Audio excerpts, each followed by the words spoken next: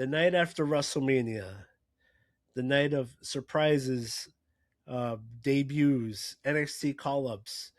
What's Roman Reigns going to be like as World Heavyweight Champion? We're going to discuss that and more. But first, if you're new here, please like, comment, subscribe. Here at Triple Threat Wrestling, we drop wrestling content for you all the time. For now, I'm your host, MVP, and this is MVP Goes Raw. We start off Raw with Obafemi making his way down to the ring, and he has a very long, short message. The ruler has arrived. Now, this is very, he just retired Brock Lesnar. This kind of was reminiscent of the night after WrestleMania when Roman Reigns beat The Undertaker when he said, "This is my yard now." Very, very reminiscent. So we might uh, get this Obafemi uh, Roman Reigns program probably this summer then, or after the summer. The Kabuki Warriors are backstage, and a promo heavily in Japanese. Basically, them saying that Io is choosing her fake family over her real family. That you should always follow your senpai, and that Rhea Ripley's champion. How's that been working out for you? And then Kyrie Sane bragged about her victory last week, which goes into our first match of the night, which is Io and Rio versus the Kabuki Warriors. And Io and Rio defeat the Kabuki Warriors. One thing of note, Io Sky did another dive on the outside and once again landed on her head. She was okay, but these suicide dives are starting to become what they're named, suicidal, because once again she looks like she's just one step away just from getting hurt. So maybe tighten up the spot, or maybe just uh, pick and choose when you do them, because the, it looked like it could have been very, very disastrous. Um, but the match between Asuka and Io Sky should be coming soon.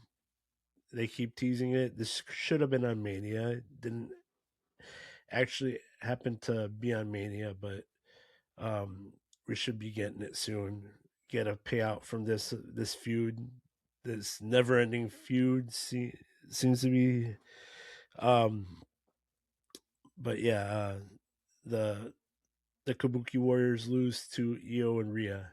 Backstage, Adam Pearce is with Penta, and Javon Evans comes and says he was going to win the Intercontinental title and that he's not going anywhere. Penta then says this is his title and it's not going anywhere. Penta leaves, and Adam Pearce introduces Javon to our first NXT call up, Ethan Page. Page says he wants a shot at the IC title as well, and him and Javon, they bicker around a little bit, and Adam Pearce is not having it. He said, "Let's settle this in the ring." So it sets up Ethan Page versus Javon Evans, and Ethan Page defeats Javon Evans. Rusev interferes, causing distraction to Javon, allowing Page to hit Twisted Grin for the win. Post match, Rusev beats down Javon with Ethan Page looking on. Penta comes out for the save, and Ethan Page pushes Penta off the top rope, allowing Rusev to take him out. And Rusev stands tall with the IC title, and Ethan Page looking on. So that was our first official um, NXT call up post WrestleMania. Ethan Page, all ego. And it's great to see Page finally making it to the main roster. He's been fantastic in NXT. Former NXT champion, former North American champion, former AAA mixed tag champ, and he's been ready for a while. Definitely deserve and earned this call up. Liv Morgan and the Judgment Day come out, um, brags about winning the women's world title at WrestleMania, being the greatest world champion of all time. She thanks the Judgment Day, thanks for having her back, thanks Stephanie Vaquer for for making her remember who she is. Then we get our second surprise debut, Sol Ruka. Sol Ruka comes out and interrupts Liv. Sol says that Liv is her inspiration and that this is her division.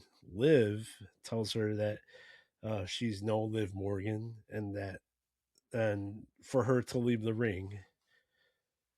Sol says she's not there to pick a fight, but she won't back down from one either. And Adam Pearce comes out and makes this match official for right now.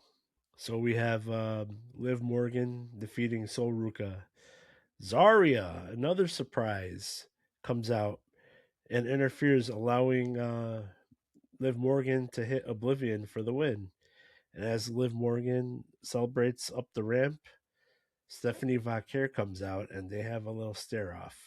Now, Michael Cole did confirm that Sol Ruka is officially on Raw. No word yet on Zarya. Um, Sol Ruka is totally ready. However, I would have liked to see her spend a little bit more time in NXT. Maybe have a little run as champion. I thought Zarya was pretty ready to be called up too. No confirmation on her yet. But Sol Ruka, very deserved. She's been ready. She's got the look, got the finish. She's great in the ring, and she's going to be snatching a lot of souls on Raw. We had a little tribute to, that played for Brock Lesnar, and after the tribute, uh, Paul Heyman, Austin Theory, and Logan Paul come out, and Paul Heyman basically starts off by paying tribute to Brock Lesnar as well, and then hands the mic to Logan Paul, who basically just blames IShowSpeed for their loss at WrestleMania. And then Paul Heyman also thanked Gunther for the favor he did for him, and still owes him a favor, and he's willing to repay it. And then Paul Heyman spoke about the person responsible for the best assist of WrestleMania, Bron Breakker. Breakker comes out and hugs the division, and he said 1 year ago today in the same arena, he became the leader of the division because Seth is too weak, and Seth comes out and just blindsides him with a chair, busting the back of his head open. Um, and then the tag champs, Theory and Paul, just start double teaming him. And as Logan Paul and Austin Theory are beating down Seth Rollins, out come just the Street Profits. Not a debut, but a very surprise re-debut. And they come out and clear Logan Paul and Austin Theory from the ring. And then Montez Ford does one of those awesome dives over the top of both men to the floor on the floor, and they fight him to the back. Uh, Bron Breakker returns to the ring all bloodied from that chair shot, and charges at Rollins, who super kicks him, and he goes for the stomp. Bron Breakker avoids it and spears him, and grabbed him. Says he will ruin everything. He will be remembered as a shell of who he used to be, and he spears him again. Um, Now we're getting this this should have been the match for Mania. We're getting this feud. Bron Breakker is totally healed now. Seth Rollins is healed as well, and yeah, we're getting this feud that should have been at WrestleMania. We had Finn Balor defeating JD McDonough. Now, earlier in the night, we've had promos, backstage promos from each one of them directed at one another. And this match was basically because Dominic Mysterio fired the first shot, and now Finn Balor wants JD. And yeah, he defeats JD. After the match, Dominic Mysterio runs out and attacks Finn Balor, and tries to go for the upper hand, but Finn Balor fights back and goes for the coup de grace, but McDonough pulls him out. And yeah, Finn Balor versus the Judgment Day still continuing. Um, can't wait till he gets past this feud. We knew I mean, it should have culminated with the Demon taking them out, but we got the Demon for WrestleMania. Um, yeah, once Finn Balor's done with the Judgment Day, I really would like to see him in that main event scene. Backstage, Jackie Redmond is interviewing Gunther, who said he felt fantastic defeating Seth Rollins at WrestleMania, and said there's no him and Paul Heyman. And LNA interrupts, saying that he's not the only one gunning for the World Heavyweight Championship, and that he'd be seeing him around. Michael Cole reveals surprise debut number 3, Joe Hendry, who's officially on Raw and will be debuting in a concert next week. Now, that's Ethan Page, Sol Ruka, and now Joe Hendry on the main roster, which all three definitely should have been called up. Still waiting on JC Jane, possibly Zarya, and then Zarya and Sol Ruka. If they didn't have enough of each other in NXT, maybe can continue their feud onto the main roster, having more eyes on their feud. So let's just see who else comes out and debuts. CM Punk comes out and basically says he's dealt with a lot of loss lately, recalling his friends, his dog, a bunch of WWE crew members. And he said he lost his World Heavyweight Championship and conceded that it stings less than the other losses. And he thanked the fans for helping him deal with his grief. And then he recalled winning the World Heavyweight Championship even when he wasn't supposed to because of a Seth Rollins injury and championship opportunity just falling out of the sky. And you never know. He's going to stay the course and hope another championship opportunity falls out of the sky. As he leaves, Cody Rhodes' music hits and comes out, black eye and everything. Cody comes out and says he didn't know what to do. He says he's the one feeling and looking like a loser.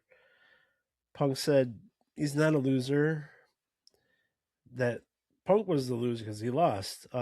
He said, "Hey, you did the hard thing. You faced off against a friend, a mentor, and beat him." He said, "I did the easy thing. I faced off somebody I hate." And then he said that heavy is the head that wears the crown, and told Cody to keep being champion. And as he looks at the WWE Championship, says, "You never know when a championship opportunity is going to fall out of the sky." and leaves the ring. And as he's leaving, Cody says, "Hey, Punk, just say when." So we're planting seeds for a potential feud with Cody and Punk for the WWE Championship. Now that would require Punk to be drafted to SmackDown. So maybe for SummerSlam, Punk versus Cody for the WWE Championship. Now I can't see, much to Travis's dismay, I can't see Cody Rhodes turning heel. So that would only mean maybe a CM Punk heel turn down the line. That would be fantastic. Now the main event segment. Roman Reigns comes out with the Usos and he says, "I miss this. I miss doing business with my family." And basically says no one can touch them when they're together. And then they ran the business for 4 straight years with the bloodline. And he's not asking them to serve them. He's asking them to stand with him. And as they're getting chummy, Jacob Fatu comes out and he says, "I'm not here to be tribal chief. I'm here to get everything that comes with being the tribal chief. I want the money, the cars, the fame, the planes, uh, better schools for my children. I want to feed my family." Roman Reigns agrees and says he wants those things for him. That maybe he beat him, maybe he can't.